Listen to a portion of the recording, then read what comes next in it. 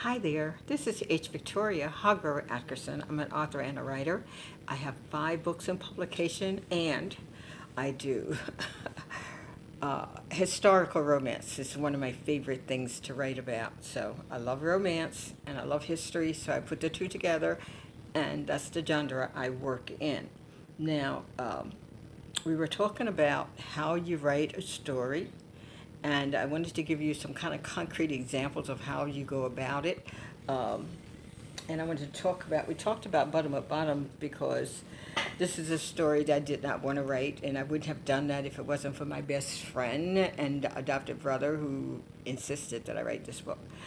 But I also want to touch a little bit about this one because that's where the Bottom Up Bottom book came from. 2 characters in here, and they were only supportive characters for the storyline in this book.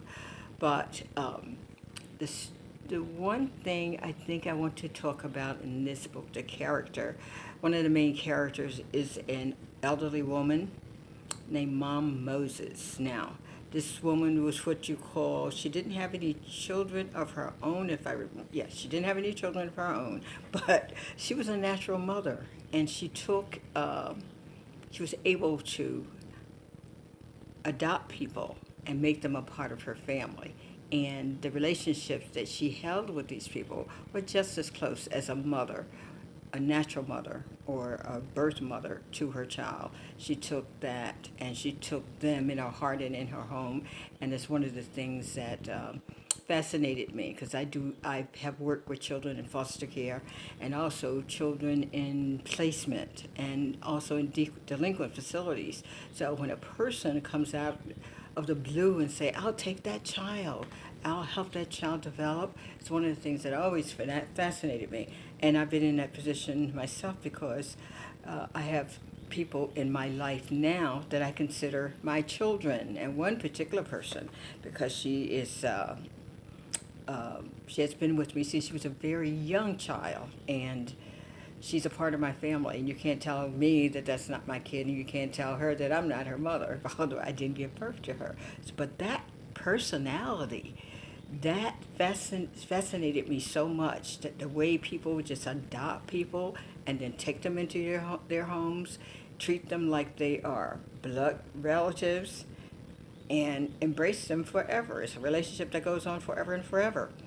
Um, and I have that relationship with, like I said, with my daughter Kathy, because she was a person who was not privileged to be raised with a mother, but she had me, which was not always a good thing. Because I was always a very strict person, and like, I'm here whether you like it or not. She was like, go away, go away. Like, no, I'm not going anywhere. I'm right here. And I'll see you tomorrow, or I'll see you the next holiday, whatever. Anyway, this book was kind of grown out of that experience because of the relationship between these 2 people. And I wanted to tap out. I didn't want it to invade anybody else's privacy in telling their story. I thought I'd develop a story that included a relationship, a very close maternal relationship that I think other people would benefit from, because that's the ultimate generosity, I think, for another person to do. My mother had that, because no matter who came in our area, now we were raised in a very small home. My mother had 9 kids, but somehow she was able to arrange beds and people so she could house many, many people. And she would always say, oh, Miss so-and-so is coming to visit. She'll be here a month. And we're like, where are you going? Where's she going to sleep? But she would make these wonderful arrangements where everybody had somewhere to sleep. And, you know, you felt like, we're already crowded, my God. But she said, if there's room in the heart, there's room in the house. We were like, this is crazy. So she was that type of person. She had that kind of spirit where she just welcomed people in. And I think it's something to be complimented, because my sisters, my brothers, we all have that. And we all bring other people into our lives. And we got that from Miss Jessie, because she loved people and she loved mothering and caring for other people. So that tradition, I wanted to honor in this book. So if you're thinking of something, how do I write something? How do I choose something to write? Go back to your own experiences. That's the best way to do it, okay? Now you take care.